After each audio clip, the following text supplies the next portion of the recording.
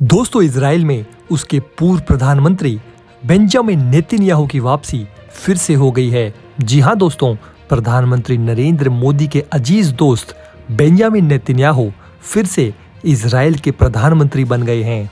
Israel के PM बनते ही Benjamin Netanyahu से पाकिस्तान की मुसीबतें फिर से बढ़ गई हैं।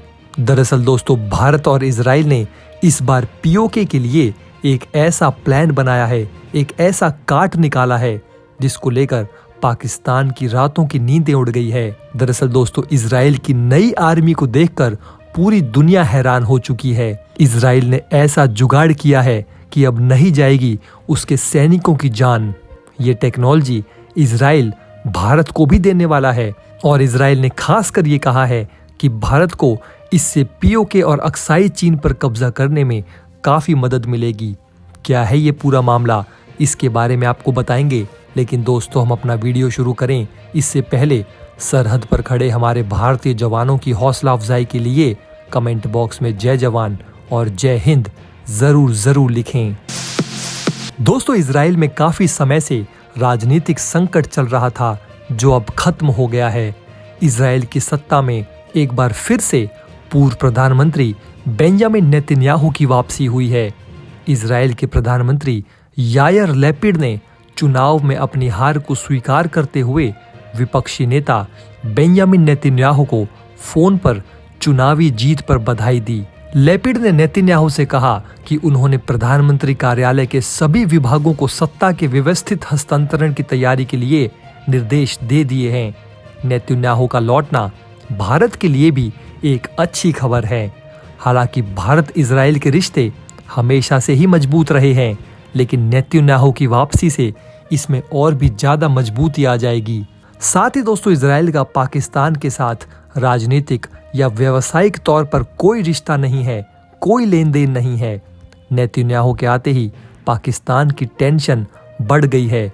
इजराइल और फिलिस्तीन की तनातनी पूरी दुनिया जानती है और पाकिस्तान धार्मिक आधार पर फिलिस्तीन को मान्यता देता है।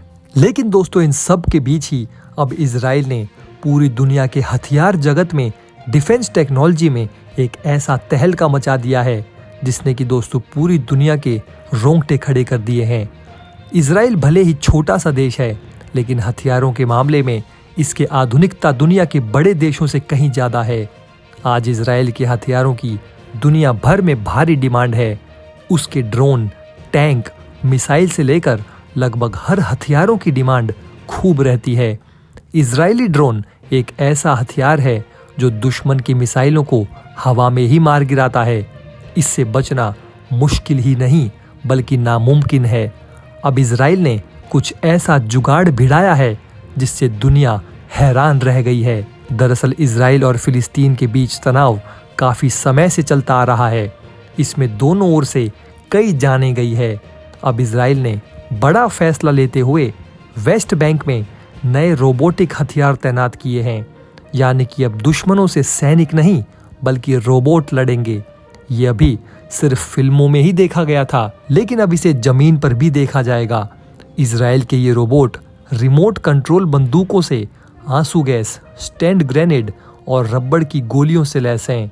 दुश्मन के आते ही ये हमला शुरू कर देंगे। इससे भी खास और बड़ी बात यह है दोस्तों कि इजराइल ने भारत को भी ये टेक्नोलॉजी और ये रोबोट देने का फैसला किया है। दोस्तों, भारत और इजराइल की दोस्ती तो हम सब जानते ही हैं।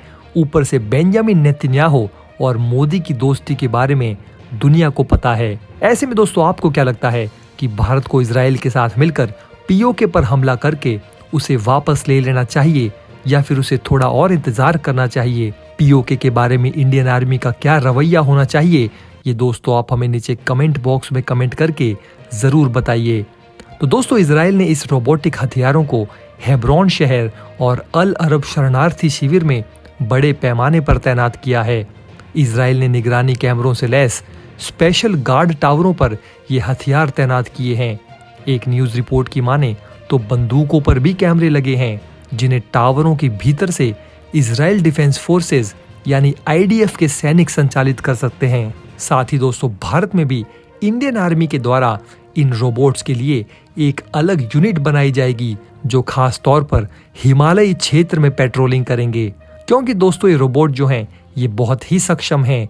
इसलिए दोस्तों इनको ज़्यादातर पीओके और LAC पर ही तैनात किया जाएगा, ताकि दोस्तों चीन और पाकिस्तान दोनों ही देशों की नापाक हरकतों से निपटा जा सके। ये रोबोट बंदूकें अपने टारगेट को ट्रैक करने के लिए आर्टिफिशियल इंटेलिजेंस का भी इस्तेमाल करती हैं।